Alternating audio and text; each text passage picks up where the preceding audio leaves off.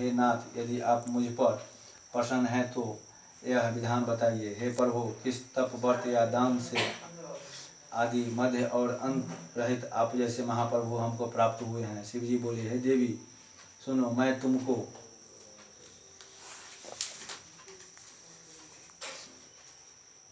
तुमको एक व्रत जो मेरा सर्वस्व और छिपाने योग्य है, लेकिन तुम्हारे प्रेम के वशीभूत होकर मैं तुम्हें बतलाता हूँ।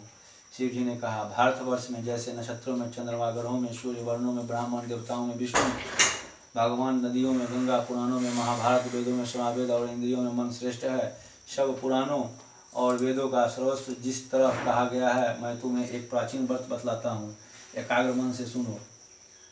जिस व्रत के प्रभाव से तुमने मेरा आधा आसन प्राप्त किया है, वह मैं तुमको बतलाऊंगा, क्योंकि तुम मेरी प्रेयसी हो। भाद्रपद मास में हस्त नक्षत्र से युक्त शुक्ल पक्ष की तृतीया तिथि को उसका अनुष्ठान मात्र करने से स्त्री सब पापों से मुक्त हो जाती है। हे देवी, तुमने आज से बहुत दिनों पहले हिमालय पर्वत पर इस व्रत को किया था, यह वृत्तांत मैं तुमसे कहूँगा।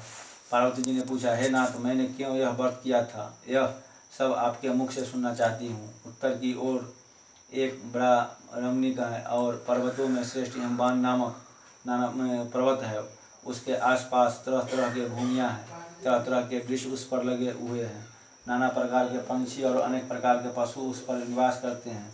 वहाँ पहुंचकर गंधर्वों के साथ बहुत से देवता, सिद्धचरण, पंछीगण सर्वदा प्रसन्न मन से विचरते हैं। वहाँ पहुंचकर गंधर्व गाते हैं, अप्सराएं नाचती है। वह उस पर्वतराज के कितने शिखर ऐसे हैं कि जिनसे सूखे पत्ते खाकर रहे। माघ मास में तुम जल में बैठी रहती है और वैशाख की दोपहरिया में पंचाग्नि तापती थी। सावन महीने में जल बरसता तो तुम भूखी प्यासी रहकर मैदान में बैठी रहती थी। तुम्हारे पिता इस तरह के कष्ट सहन को देखकर बड़े दुखी हुए।